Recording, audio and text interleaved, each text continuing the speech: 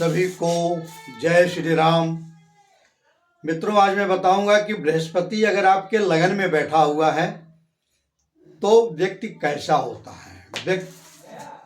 बृहस्पति अगर यहाँ बैठा है तो एक तो उस व्यक्ति की उच्च शिक्षा होती है।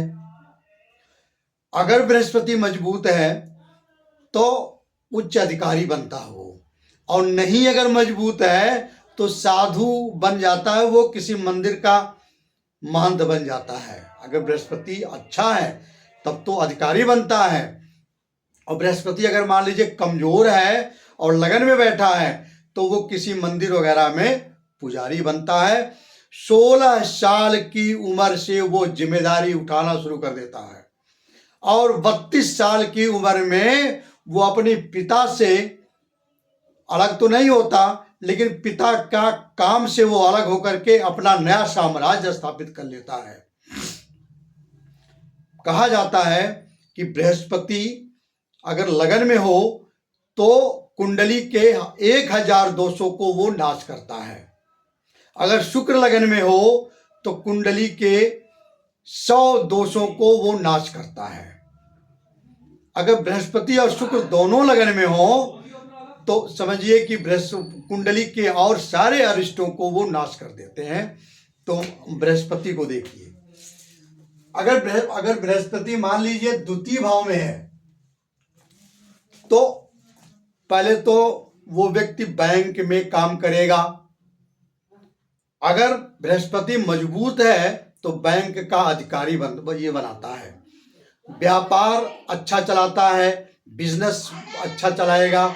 और अगर मान लीजिए आपका बृहस्पति अच्छी पोजीशन पे नहीं है तो वो आपको नौकरी नहीं करने देगा, बिजनेस चलेगा, लेकिन अर्थ द्रव्य संबंधी बिजनेस आप करोगे, कहीं एजेंट बन जाओगे,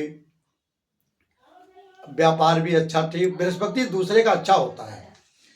अगर बृहस्पति तीसरे में है तो व्यक्ति तीसरे का बृहस्पति नौकरी ही कराता है, वो व्यक्ति बिजनेस नहीं कर सकता। दूसरा सिद्धांत, उसकी उम्र 75 साल से ज्यादा होती है और उसको अपने भाइयों से बड़ा सुख मिलता है। अगर बृहस्पति तीसरे स्थान में है तो भाइयों से सुख मिलेगा और द्रव्य अर्पित करेगा, बहुत अच्छी पोजीशन पे वो जाता है, साहसिक बहुत होता है वो। अगर बृहस्पति मान लीजिए चौथे में है, ठीक है, तो 34 वर्ष के बाद उस व्यक्ति को कुछ परेशानियां आती हैं। अगर बृहस्पति चौथे में बैठा है तो वो एक तो नए मकान में बनाएगा, अपने परिश्रम से कमाए हुए धन से वो मकान बनाता है, नया मकान।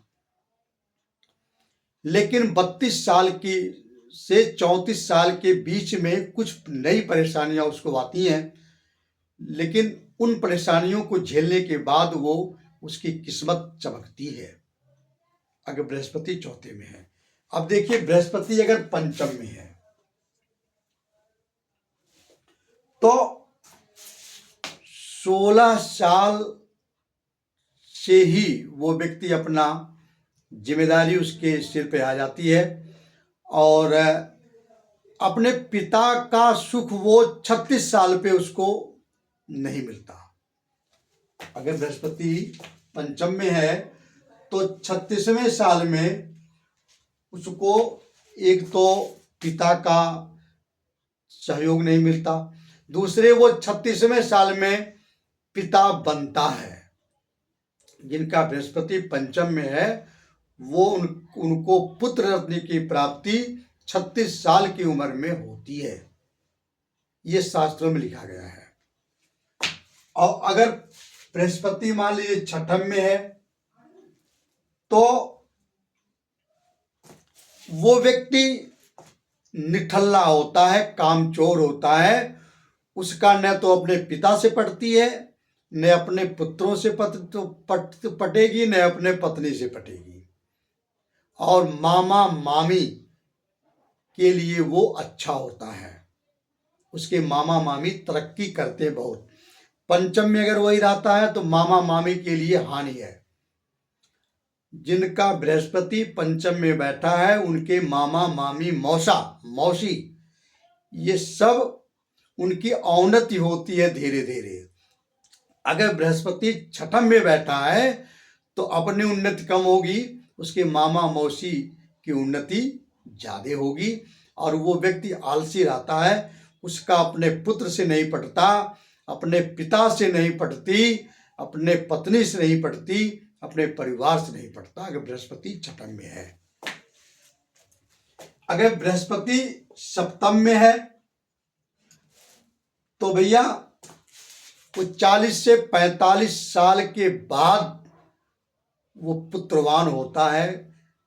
धनवान तो वो रहेगा लेकिन उसको पुत्र की प्राप्ति 40 साल के बाद ही होती है। और दूसरी चीज है कि ये घर जो है ये पत्नी का घर होता है। अगर बृहस्पति यहाँ है तो इसका मतलब है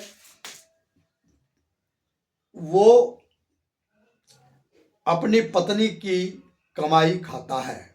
शुद्ध हिंदी समझिए, अगर बृहस्पति सप्तम में है तो वो व्यक्ति अपनी पत्नी की कमाई खाएगा और अपने जो काम करेगा उसका पैसा मिट्टी में जाएगा। ठीक है। और 40 साल के बाद वो उसको पुत्र रत्न की प्राप्ति होती है।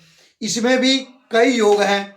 अगर शुक्र कहीं से देख लिया या पंचमेश की दृष्टि पड़ गई थोड़ा जल्दी हो जाएगा, लेकिन आम चीजें ये हैं। ये 100 कुंडलियों को देखा गया, उसमें हम लोगों ने रिसर्च किया तो 100 कुंडली को देखने के बाद ये जो फल निकला है वो मैं आपको बता रहा हूं। अगर बृहस्पति अष्टम में है तो अष्टम भाव थोड़ा सा खराब होता है। ठीक है। ऐसे अगर बृहस्पति अष्टम में है तो ऐसे लोगों का जन्म लेने से पहले उसके दादा की मृत्यु हो जाती है।